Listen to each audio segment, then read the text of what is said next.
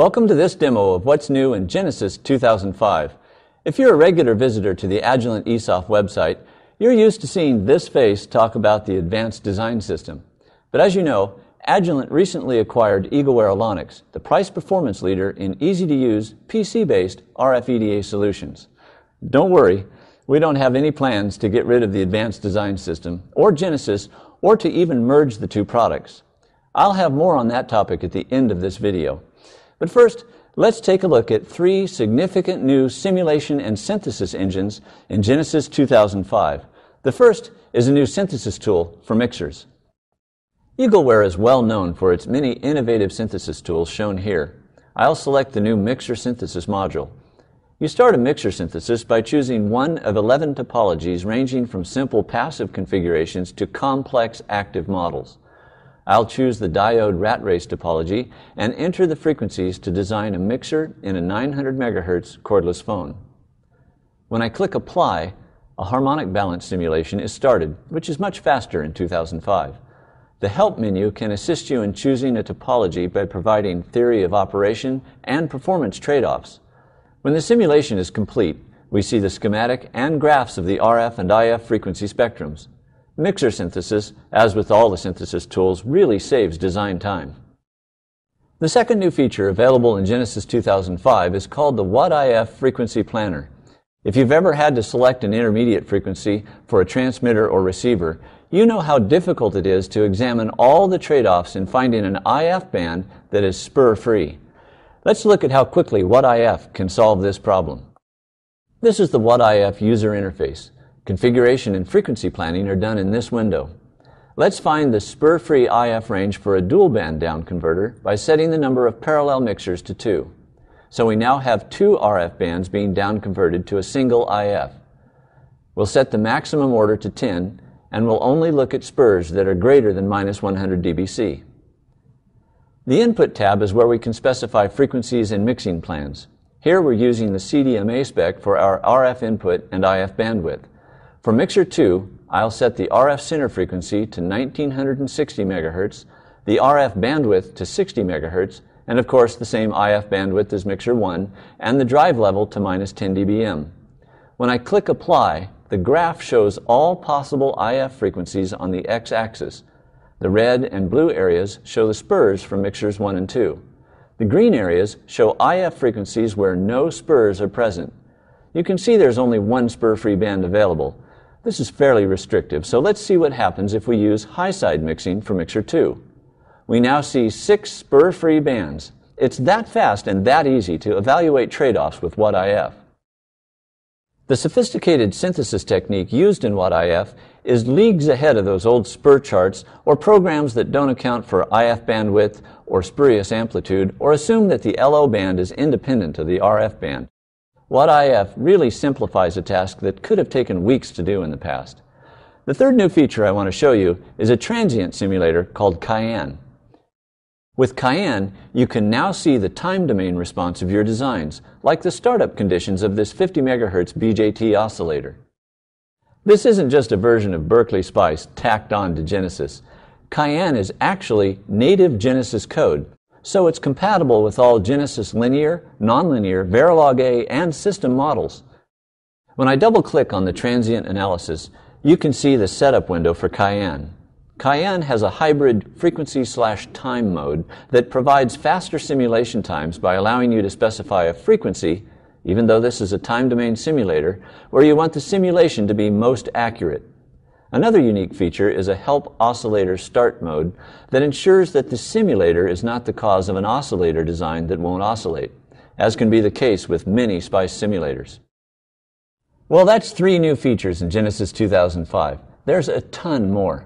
Let me show you just one big improvement that affects all simulations. It's the concept of datasets.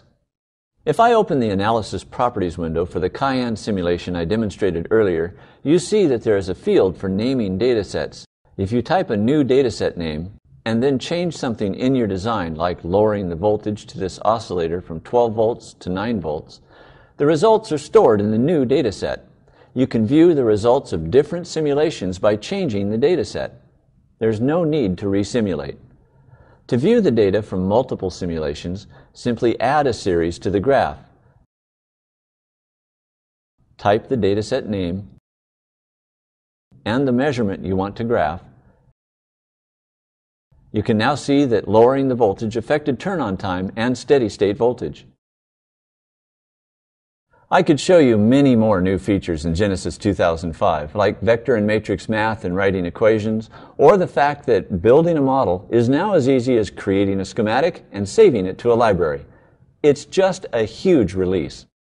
But I want to take some time to talk about Spectrasys. Both Genesys and ADS users can benefit from the impressive technology in this spectral domain RF architecture tool. I've launched Spectrasys, and we're using this complex signal as an input to this dual conversion receiver. You can see the path for the 450 MHz IF and the 140 MHz IF. Note that Spectrasys can use any linear component, including behavioral models, transmission lines, and lumped components, and new in 2005 is the use of subcircuits. This subcircuit consists of a mixer and filters. Also new in 2005 is the ability to include the phase noise characteristics of a source. By placing the mouse over the output port of this IF path, I can graph several characteristics of the signal path, including this graph, which shows the difference between the signal level and the compression point of each component. The passive components, of course, have plenty of headroom, but this amplifier is extremely close to its 1 dB compression point. In fact, if I increase the input power by just a few dB and recalculate, you can see I get a warning that IF amp 2 has compressed. I'll click Show to highlight the problem component. Since all signals, noise, harmonics, and intermods are propagated to every node in Spectrasys, you can see the spectral content of the signal present at any node. When I plot the spectrum present at the input to this amplifier and zoom in on the graph, you can see the 450 MHz IF signal, intermodulation products, and a very strong unwanted 310 MHz signal. The path this signal traveled is shown here. It originated at LO2, which is this source here. It then traveled through the mixer, splitter, and low-pass filter. So the signal traveled this path. Perhaps the easiest way to eliminate this signal is to replace the low-pass filter with a band-pass filter, which I just happen to have here at the bottom of the screen.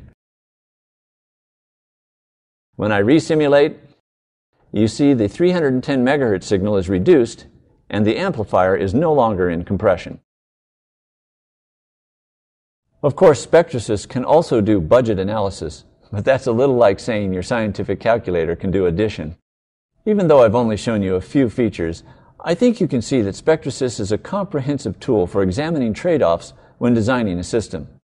I think you can also see why Agilent wanted to be able to offer these tools to our customers. They're powerful, and the price performance just can't be beat. Agilent will continue to offer both Genesys and the Advanced Design System. Genesys provides RF engineers with core simulation technologies which we plan to continue to improve. In fact, we've already added several ADS nonlinear models to Genesys 2005. The Advanced Design System will continue to be where we put the most advanced technology on PC and Unix platforms. And while Synthesis and Spectrasys are available to ADS users now, we do plan to eventually add these to the ADS product line. Well, we've covered a lot of ground in these few minutes. If you're in the market for RF EDA software, I encourage you to contact us to get the latest information. We even have a trade-up program to make it easy to migrate to Genesys from other EDA software. And as your needs grow, you can apply 100% of the current list price of the Genesys products you own towards the ADS product line. Thanks again for taking the time to listen. If you're connected to the Internet, you will now be taken to a website where you can learn more about the new features in Genesys 2005.